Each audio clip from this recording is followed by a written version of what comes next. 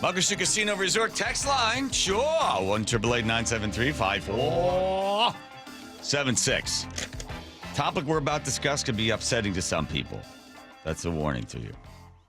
Photog Steve Hickey, we heard that you wanted to come in. You found this story. You sat on it for how long? About the last 3 weeks. Been working, put together. And because this isn't something you just want to sort of throw out there, you would do enough work on this because the crime, the accused, all of it is, it can get pretty nasty pretty fast. So what have you found? What's the story? So I found an individual named David Bloom, and a quick kind of biography of David Bloom and why he is important in Seattle. For those who are familiar with DESC, which is the Emergency Services Center in Seattle, certainly a controversial place depending on who you talk to. He is one of the founders of that organization and has since then stayed very involved in kind of, the homeless industrial complex, if you will. And throughout his work, he's also worked for places like Real Change. He was the president of the board of directors. He works, for Antioch University. He's also been an ordained minister for many years. The reason he came up on my radar, though, is earlier this year, Microsoft sent a tip into the ICAT group, which is Internet Crimes Against Children, because content that he was sharing, taking in and also sending elsewhere, flagged on their servers. So then that gets sent over in May of this year, and from there, they then go to a judge and then get a search warrant to start looking through more of his records. They end up putting the stuff that he has into what's called maxmind.com. So this is a publicly available site, but it's heavily dependent upon with law enforcement to take, whether it be stills or video of very graphic content. It goes in and then it can rate through its own algorithm. Not only is it an issue, but also a lot of this stuff keeps recirculating and they can actually match it to previous victims as well. His flags multiple times. So they then in September go and knock on his door, one of these 6 a.m. knocks I've come in and talked about before. From that, they say they want to come in and talk to him. He interprets this at first and says, oh, is this an intervention for the things I've been doing online, according to investigators. Investigators say, no, this is not a intervention at all. But he also said in that, if I'm remembering correctly, did my friends tell you that it was something like that? Something to that effect. They said that he believed that people who around him had organized some sort of intervention. This was not a criminal matter at this point, that he wasn't going to suffer legal consequences. Right, okay. Investigators say he believed this was more of like an intervention you would have if you had an alcohol problem. They let him know, no, that's not the case. Sit down and start going through the history, what they say he has been downloading and what they're accusing him of. They say he goes on to say that, well, I've been doing this for 3 to 4 years and acknowledges this. They end up arresting him at that point and then charging him subsequently. And currently he is being charged with dealing in depictions of minors engaged in sexually explicit conduct in the 2nd degree, and also possession of depictions of minors engaged in sexually explicit conduct, again, in 2nd degree, as well as dealing in the, there was a term for it, dealing in the, I'm sorry, I don't have it on this one, but yeah, so they walk through that. He has trial next month in December. As I've been going through this, trying to figure out where he has been and what he has done, he's told the public that he's significantly involved in Alexis Mercedes' campaign. Now, I have reached out to her campaign. I have not received a statement back. I can't find anything on her website that shows him. I've been trying to go through public records to see if he's ever received payment.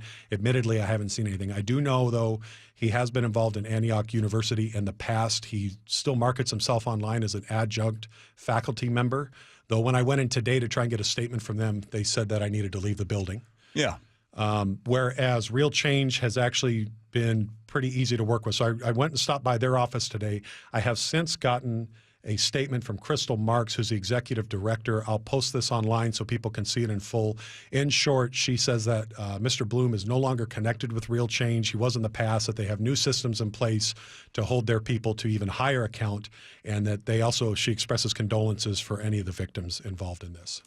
The woman there at Microsoft who you tip your hat to, this woman that is involved in this horrible world, is able to find these photos and then determine from her experience to the age.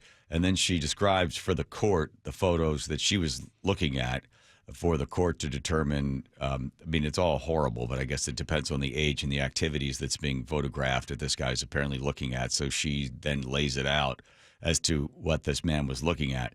I looked up online, so the average conviction and sentence is 54 months. That's about the average. Some people no time. You do more if there's more violence involved.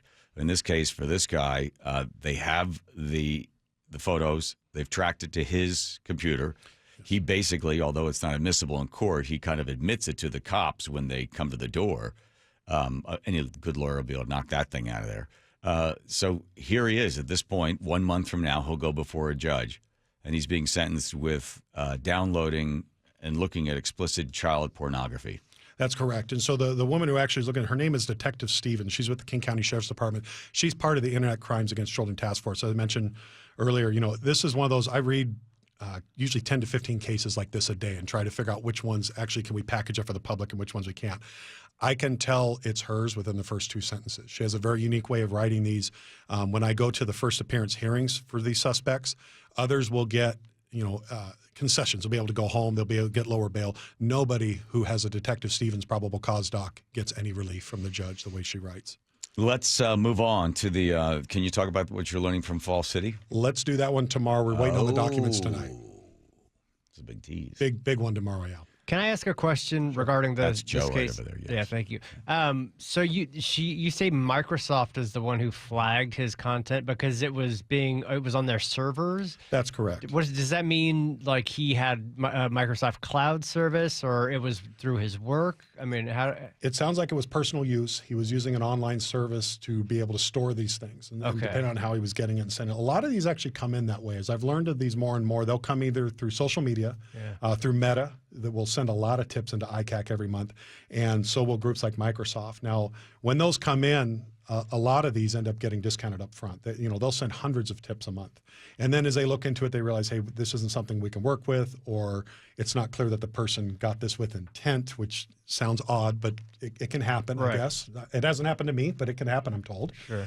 And so at that point, they'll get discounted off. Then a handful of these will continue down that line. Wow. And so this is similar when I've talked about federal cases where, when we deal with a lot of stuff where there's homicide, murder, stabbings, any of that, the police get involved at the point of the crime. And so everything gets put together quickly. By the time a group like ICAC comes and knocks on your door, there's been a lot of work already done. They've got a lot of stuff put together. Now, whether or not that'll stand in court and they'll be convicted is a completely different matter, and everybody's innocent until proven guilty. But nonetheless, if you think you're going to be able to talk your way through this, they are more prepared than you can imagine by that point. Right, because they basically have all the stuff on the hard drive. They can simply look at it. They know exactly what time you downloaded it, how many times you've done it. So he says he's only been doing this for 3 to 4 years. That's right. Yeah. I always have a problem when, and I understand you want to talk to other people that might give some character references to this guy, or at least put in perspective of who he is. But, reaching out and going around to try to find all the other people that may know him or whatever, that guilt by association, I'm sure other people were not directly involved with either encouraging him or, hey, here's some photos you might want to look at. But as it stands right now, this guy who has been an activist and been in this community for a very, very long time, and I was reading his bio, and saw that, he was really trying to do something about the homeless. So, whether you think he was part of the complex or not. Perhaps his heart was in the right place to begin with, or perhaps, he got caught up in how people make so much money. Not that I'm saying he was, but how other people have been constantly making money off of the complex.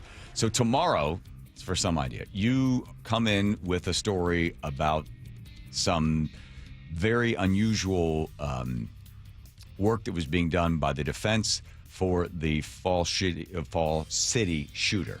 That's right. So I'm waiting to get documents tonight so I can put all this together. Okay. And then we'll do a very deep dive. I also should mention, too, last thing real quick with Bloom.